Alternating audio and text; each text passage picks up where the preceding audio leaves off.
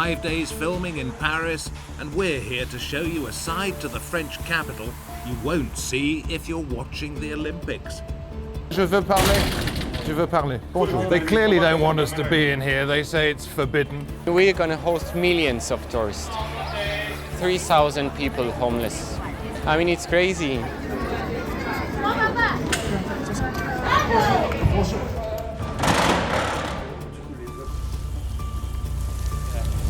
It's contaminated. Can a place that holds the Olympics ever please both the people of that city and the organisers? Is it possible for an Olympic Games to have winners all round? Or is being a host city just too much of a price to have to pay? I'm David Foster in Paris. Welcome to Beyond Borders.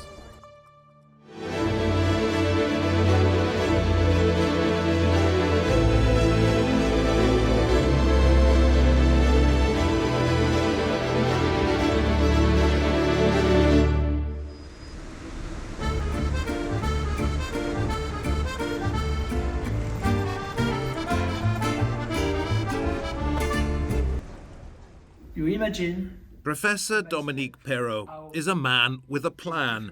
In fact, in this room alone, 6 big plans and 1 scale model. Plans to make Paris greater, to build Greater Paris, Grand Paris. And my mission is to change.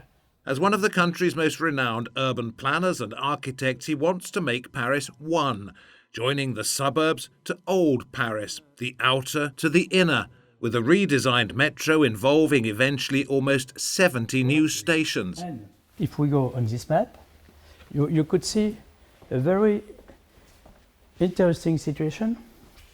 Paris is at the bottom of this panel. Yep, that's central Paris. Yes, and you have the airport, Roissy Charles de Gaulle is there. Okay. And you have the highway A1 Stade de France. and Stade de France, okay.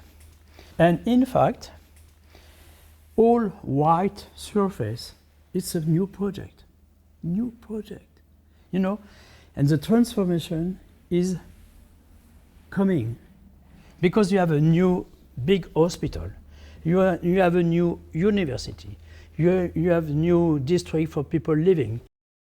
And at the centre, the €2 billion reimagining of the poorest part of the city, to make it home to 14,000 Olympic athletes for the summer of 2024, and later a permanent home for up to 6,000 people.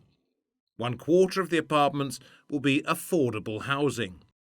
The Seine River is the link creating a new map about the Grand Paris.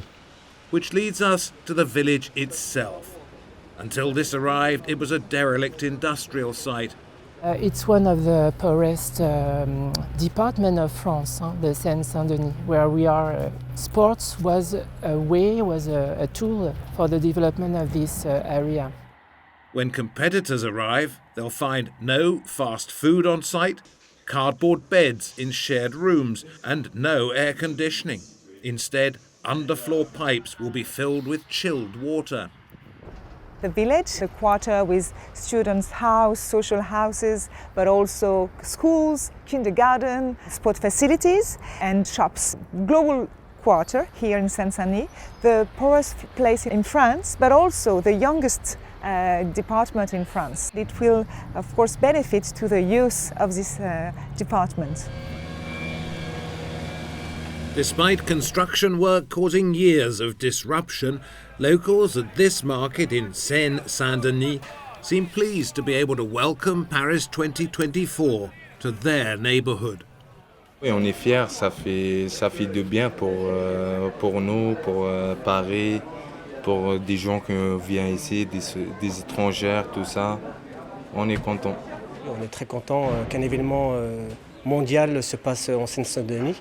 Toutes les personnes du monde vont arriver sur Saint-Ouen, de tous les coins du monde, quoi. Donc ça va dynamiser un peu la région. Ça aide le marché aussi, pour travailler, il y a une marche.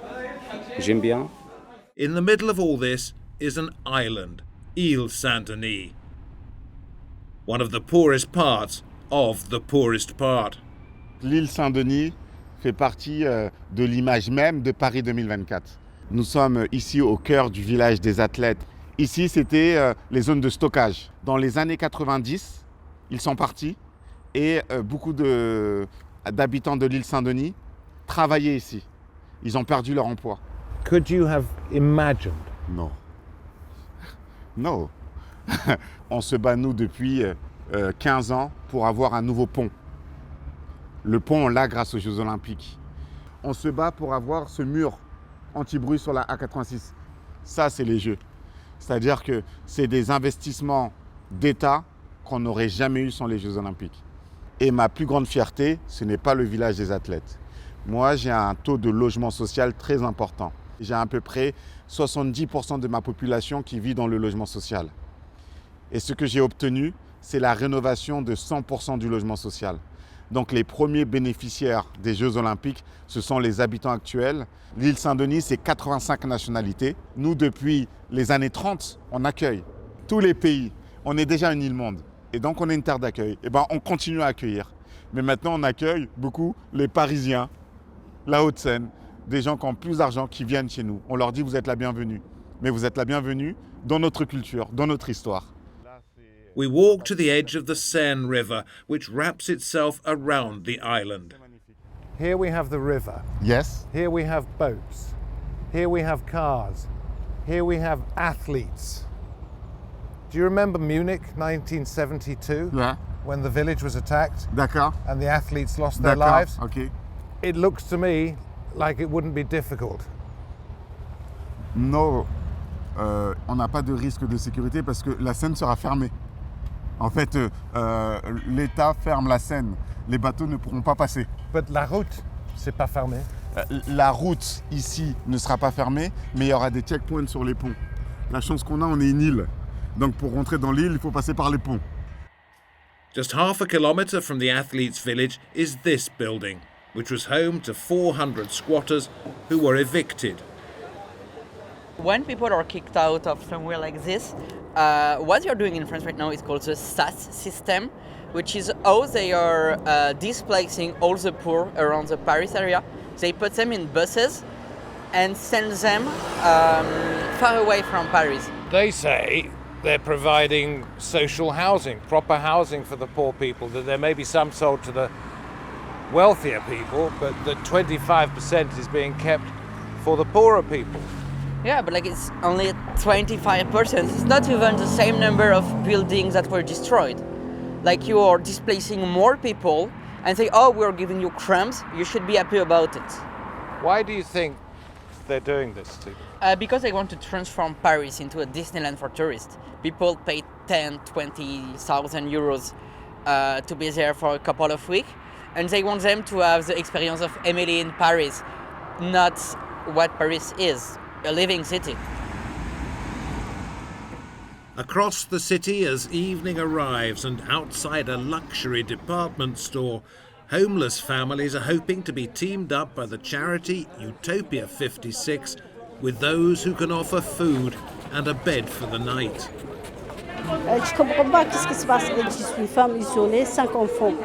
J'arrive ici comme si possibilité de chercher un logement avec mon enfant. C'est très difficile. When we came, I slept at the street for 1 week before going to the Minute Center. But I applied still, they didn't accept. So I go back to the street. So we are here, we don't have any place to go to. There have been accusations that Paris authorities are busing those who live on the streets out of the capital for the sake of appearances.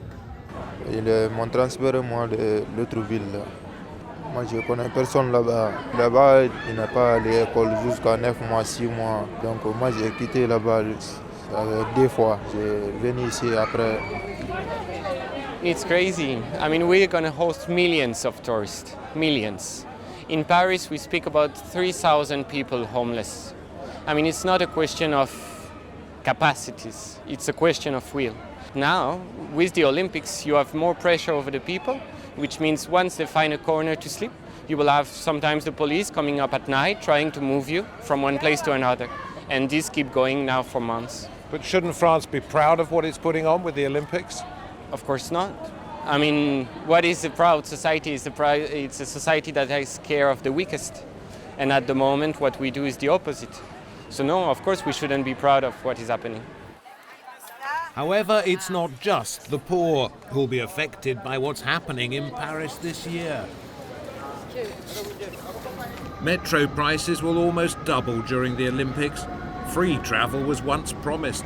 4 new lines were planned. Just 1 will be ready. But if getting around does present problems, there are always these.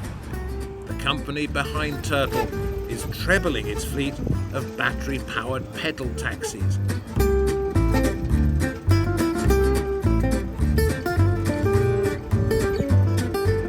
We've built something that is actually a game changer. Yeah, we want to change Paris, and we are the first to build this thing. Okay, we are building something cool. This is an electric bike, so the consumption of CO2 is nearly nothing. Have you had anybody famous in one of these yet? We have obviously some people of the government, because we are talking a lot with them. President Macron? One day it will be the official presidential car. No, it will be too dangerous, but yeah, we'd love to. Eventually, they hope to go from 60 turtles to 2,000. At the 17th century Palace of Versailles, built by the Sun King Louis XIV, they'll hold equestrian events. And when we're there, they're preparing for a music concert. In a house next door that was once home to the next king's mistress, Madame de Pompadour, we're shown training for security guards, some of whom hope to work at the games. I just started yesterday. The formation is for 2 months, and I hope to can work for the Olympic Games. In all the world, terrorism is here, so there is no more risk for the Olympic Games. I'm not afraid, because I think we have a little percentage for this risk. Ça c'est important ça. Okay. En termes de sécurité, en termes de sûreté, la plus grosse problématique qu'on craint, en fait, c'est le terrorisme, en fait. Une attaque terroriste, ce serait un drame. Ils n'auront pas forcément le temps de faire une palpation comme on est en train de le faire ici, où ils ont tout le temps de palper. Et à ce moment-là, il y a un risque. Le risque, il augmente. On n'a pas de sécurité optimale, en fait, par rapport au terrorisme. The head of the security school believes cyber attacks, rather than physical ones, are the most serious threat to the Olympics. From Madame de Pompadour's living room, where Charles de Gaulle is said to have met the woman who would become his wife, to the Seine in the centre of old Paris, security is a major concern. They've decided to scale back the opening ceremony on this stretch of water, but still more than 300,000 ticketed spectators will watch 160 national barges carrying the athletes for 6 kilometres. Open water, open skies, thousands of riverside homes, all making it a possible target. C'est que dans l'insécurité, le risque zéro n'existe pas. Les routes, le ciel, c'est toujours ici la risque. Oui, l'environnement donne une situation encore plus risquée. Voilà. Il est rare qu'il y ait des cérémonies d'inauguration ou des grosses cérémonies dans un milieu ouvert, comme on peut l'appeler aujourd'hui. D'habitude, ce sont dans des stades ou dans des milieux fermés qui sont plus faciles à sécuriser. Là, la difficulté, ça va être justement qu'on doit sécuriser ce qui va se passer dans les airs. Plus aujourd'hui que seulement les avions, les hélicoptères. Aujourd'hui, on est dans l'ère du drone. Et donc, c'est une difficulté. Ça fait longtemps qu'ils ont eu, que des gens qui nous veulent du mal ont pu préparer des attaques. Donc, c'est le temps de préparation. C'est un avantage pour nous, force de police, en tout cas, de pouvoir aussi anticiper et de pouvoir bien préparer les équipes. Les derniers qui ont attaqué la France, comme au Bataclan par exemple, sont des gens qui sont fondamentalistes, donc ils n'ont pas de limite, tout est possible. C'est un défi fou, On verra le 26 juillet au soir si tout le monde applaudira, dira c'est fantastique. Je le souhaite. And then there are the boucanistes. A massive opening ceremony on the open water, and right next door these, nearly 1,000 of them, crammed with books, their owners say. But the security services were worried what else could be inside, and that led to an almighty row. The boucanistes were told they had to remove all of their boxes, but after President Macron intervened, they were told they could stay. However, the concerns remain. C'est évident qu'on comprend la sécurité. Après, il y avait d'autres solutions, d'autres alternatives. C'était pas justifié, c'était juste nous mettre extrêmement gravement en péril. Vouloir démonter nos 400, plus de la moitié des boîtes en 4 nuits, c'était les démolir. Elles auraient été détruites. On est quand même un symbole majeur de Paris. C'est pour ça qu'on s'est défendu. Vouloir nous effacer du paysage, c'était une aberration. On ne touche pas à un symbole. C'est moi personnellement le premier, aller à la cérémonie d'ouverture, et si je dois faire 3 checkpoints, une fouille au corps, non, ça ne m'intéresse pas, je reste chez moi avec un bon livre. And as for the water itself, after centuries of human and animal waste going straight into the Seine, they've replumbed a large part of the city's sewage network, so there can be open water swimming competitions. But there are still health risks for those taking the plunge. On a dank and dismal day in Paris, when pollution is said to be at its worst, we check for ourselves. Right, 30 centimetres below the surface. Full up now. There we go. Okay. It's a quick test to see if the water's polluted. We do this as we take a river cruise. Okay, 10 minutes up, time to have a look. 2 lines, it says. Yeah, there are 2 lines there. It's contaminated. Off to the laboratory. And we'll bring you the results later in the programme. We're told of one way they've tried to clean the Seine, connecting houseboats to mains drainage, when before they'd been pumping directly into the river. Obviously, all the sewage from the toilets goes straight in the Seine. We never considered that 50 boats on the port with the amount of water in the Seine was a problem of pollution, and it's still something which is natural after all. Obviously, we understand that for the Olympics, it is better in the long run indeed to connect ourselves to the main sewage. I don't think I would swim myself in the Seine. There's a lot of dirt coming down. Obviously, it's a period where it's still raining, as it is today, and there's a lot of water in France at the moment, a lot of floods. So this brings a lot of wood, a lot of even plastic bottles which are sewed up and which are flying about and fall in the Seine. But I'm sure that for the Olympics they will make sure that it's perfectly clean, but then afterwards we'll see what happens. With Notre Dame Cathedral pretty much in your back garden, you are part of a bygone age. But this boat on the Seine has decided at last to join the 21st century. You've got 150 people on board. Well, they're all going to the toilets and everything, and it's all going into the river, absolutely. Yeah, it used to be, but now it's all going to the sewage system like any other building in Paris. Would you have done it yourself if you weren't given money by the city to do it? Yes, we would, because for me it's very important. My business is around the Seine River. For me it's essential that the image of the Seine River has to be as good as possible. For this kind of boat it would take probably about 15,000 euros.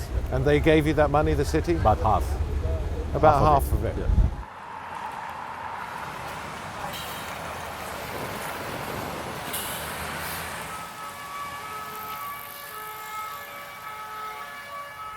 The man looking after the government side of the cleanup tells us that only about 20 riverboats are still not connected to the mains. He talks of a reservoir so big that the people in this picture appear tiny, It's designed to catch rainwater before it reaches the river and brings with it fecal waste from the city's streets. It's a 1.4 billion euros plan that's been invested by the central government and local authorities. We tested water over there, less than 200 meters from where we are, 2 days ago. It came up as having E. coli in it. Yes, I'm not surprised by that. There's been rain in recent days, heavy rain. The level of the river is high. These are clearly not the conditions that we usually have in summer. So after a rain, when you have heavy rainfalls, then the water quality is down because wastewater treatment plants might be overwhelmed, so they have to discharge wastewater into the river, or because there is less sun and we need the sunshine to destroy the bacteria. So every year the water quality is much better in summer than it is during winter or even spring. And daily measures will be carried out during the Olympics period. He's proud of the work done, but knows that cancelling any swimming in the Seine, as has been agreed if it's deemed to be too dirty, would be humiliating. And he's also aware it would damage the longer-term plan of getting Parisians back in the water, from which they've been banned for 100 years. As for the water we'd taken earlier from the river and sent to a laboratory, the results were studied by an independent expert who told us that despite the significant levels of E. coli in the river, the International Swimming Federation would probably still allow swimming to go ahead. A silver medal-winning pentathlete told us she would not want to compete in those circumstances, but that few would boycott any event where they had a chance of glory. When it comes to the actual competitors, they'll be hoping to ingest something altogether more wholesome.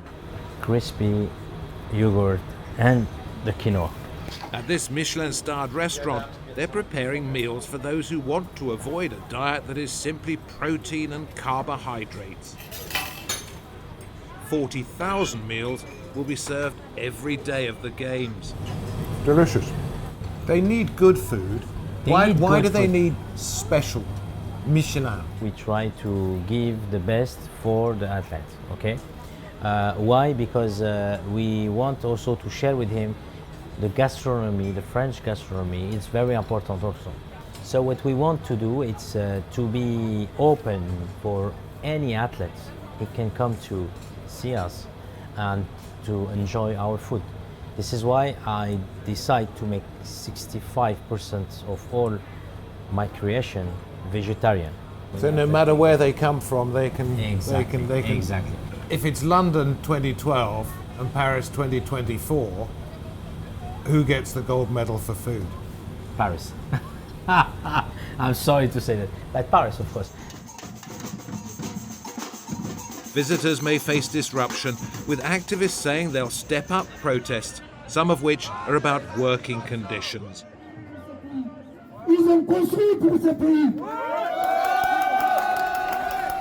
We meet undocumented migrants who've been working on Olympic venues, the gilets noirs, the black vests, rather than the better-known yellow vests, the gilets jaunes. On était avec les îles Nord depuis 2019. Ils sont là pour nous aider comment on va gagner le travail, comment on va gagner les papiers aussi. How did you get the work on the Olympic Stadium? Ouais, on travaille avec le nom de quelqu'un. C'est Alliance. On met un faux papier. Si vous avez un peu visage pareil, même chose, comme ça tu prends son papier de cousin ou le frère. Did they know that you were an illegal? Le compte de travaux qui travaille dans les sentiers Adidas, il ne connaît pas. Mais le patron, il connaît. Did they pay you a fair wage? Ils m'exploitent parce que le patron, il savait que je n'ai pas de papier. Si j'insiste, il va dire, donc si tu n'es pas content, tu prends ton bagage, tu pars. Donc je reste calme comme ça.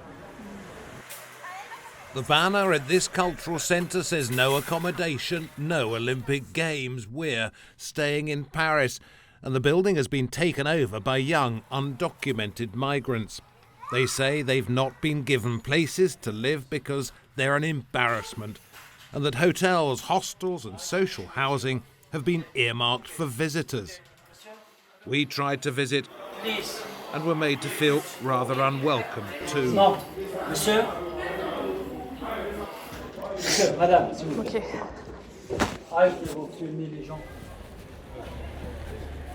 We'll try again. Ah, monsieur. Monsieur, s'il vous plaît, je veux parler. Non, je veux parler. They clearly don't want us to be in here. They say it's forbidden. The head of security won't talk to us, and these guys, they're being firm, but they're being polite. Now he wants us, or maybe they won't be polite for much longer. Hang on. Why? Pourquoi? Okay. The Games have undoubtedly changed Paris. One estimate is that they could be worth 12 billion euros to the country. Some may feel that while many aspects, such as security and sanitation, are a calculated risk, there's opportunity too. Others that the price they're being asked to pay is just too high. Paris 2024, a case of real life winners and losers.